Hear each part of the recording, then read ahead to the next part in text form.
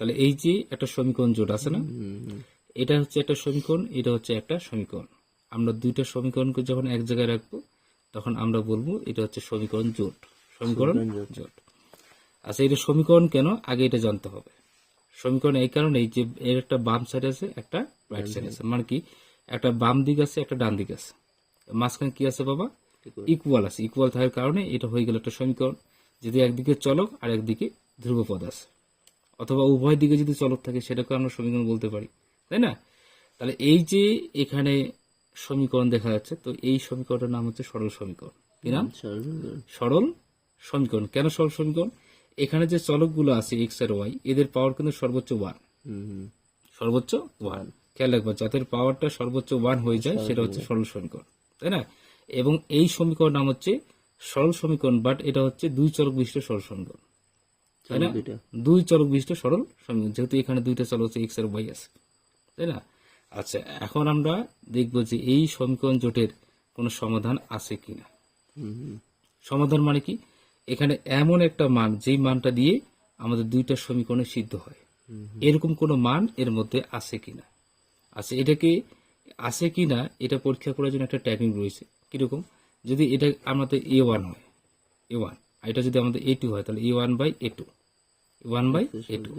আচ্ছা, সমান, দেখো এটা যদি আমাদের কি হয় বাবা B1 হয়, তাহলে B1/B2, ঠিক আছে?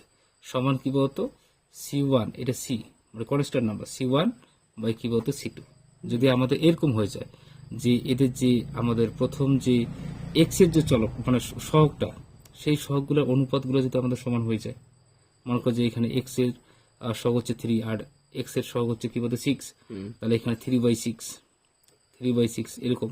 আর এখানে যেমন আমাদের কি আছে বলতো বি হচ্ছে -5, এখানে কত আছে বাবা -10, তাই না? যেমন এখানে অনুপাত কত আসতেছে, এখানে মানে 1/2 হচ্ছে, এখানে কত হচ্ছে 1/2, এটা সমান দেখাচ্ছে। কিন্তু এখানে সি বলতে কি কনস্ট্যান্ট নাম্বার হচ্ছে আমাদের অনুপাতটা, কনস্ট্যান্ট নাম্বার কি 7 আছে এখানে, তাহলে 7 কি বলতো 15, তাহলে 7/15 কি একই হইলো? না, হয়নি।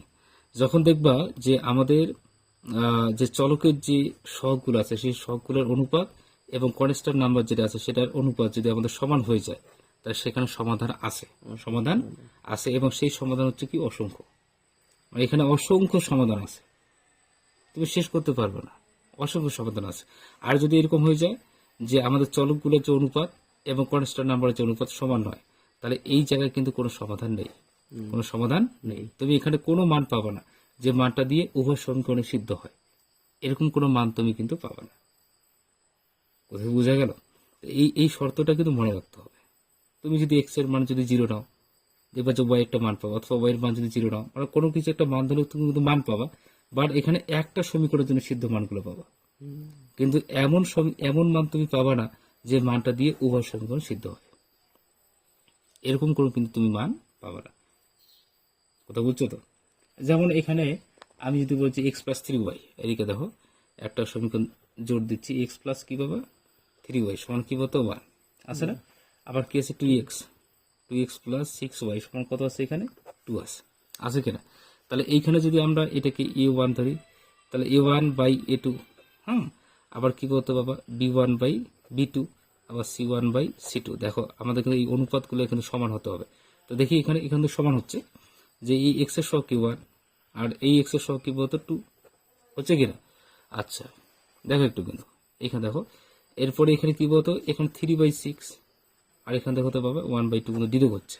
দেখো তাহলে এই জায়গাতে আমরা পাচ্ছি কি 1/2 পাচ্ছি, এখানে 1/2 পাচ্ছি, আবার এখানে 1/2 পাচ্ছি।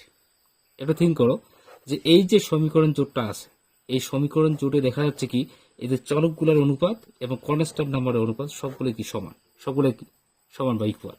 অর্থাৎ এই ক্ষেত্রে দেখবা যে এখানে অসংখ্য সমাধান আছে, অসংখ্য সমাধান আছে। বিষয়টা কিন্তু খেয়াল রাখতে হবে যে এই জায়গাতে অসংখ্য সমাধান আছে। কিভাবে?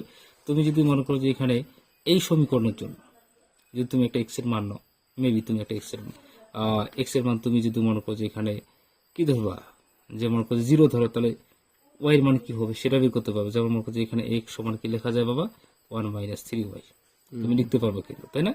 তুমি যদি এখন ওয়াই এর মান, সাপোজ ওয়াই এর মান তুমি 1 ধরলা, তা দেখা যাবে কি যে তুমি x এর মান হচ্ছে -2, এটা থিঙ্ক করো না। যখন ওয়াই এর মানটা হচ্ছে কত, তুমি 1 ধরছো, তার মানে কি এক্স এর মান -2 তখনই হয় যখন তুমি 1 মানে ওয়াই এর মানটা 1 ধরছো।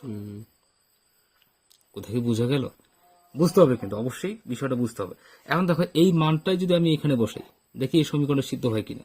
তাহলে এক্স এর মান কত, আমরা এটা লিখে 2x + 6y সমান কিন্তু 2 কিন্তু, তাই না? দেখি 2 হয় কিনা, আমাদের 2 মিলে কিনা।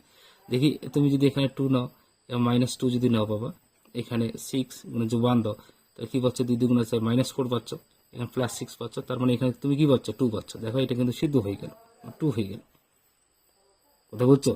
তাহলে এইভাবে কিন্তু আমরা অসংখ্য মান নিয়ে আমরা এই সমীকরণ দুটোকে সিদ্ধ করতে পারি। অতএব তুমি খেয়াল রাখবা, যেখানে চলকের অনুপাতগুলো সমান এবং কনস্ট্যান্ট নাম্বারের অনুপাত সমান, সেই ক্ষেত্রে আমাদের সমাধান আছে এবং সেখানে অসংখ্য সমাধান থাকে। কোথায় ক্লিয়ার তো নাকি? তাহলে এই যে সরল সমীকরণের বিষয়ে কিন্তু চমৎকার একটি আলোচনা, তাই না?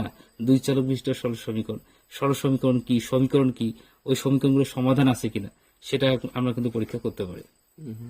আমরা এর আগে অষ্টম শ্রেণীতে যেগুলো পড়ছি, সেখানে শুধুমাত্র আমাদের সমীকরণ ছিল, আমরা সমাধান করছি। কিন্তু এখন আমরা 9 10-এ আমরা শিখতেছি কি, যে সমীকরণ সরল সমীকরণ থাকলেই হবে না, সেখানে সমাধান আছে কিনা সেটা কিন্তু ভেরিফাই করা যাবে। অর্থাৎ এখানে একটু এক্সট্রা আলোচনা, তাই না? অবশ্যই আমাদেরকে এটা জানতে হবে। সাহেব, আজকে যেহেতু আমাদের প্রাইভেট, তাই বিষয়টা বুঝে গেছে তো নাকি? গুড।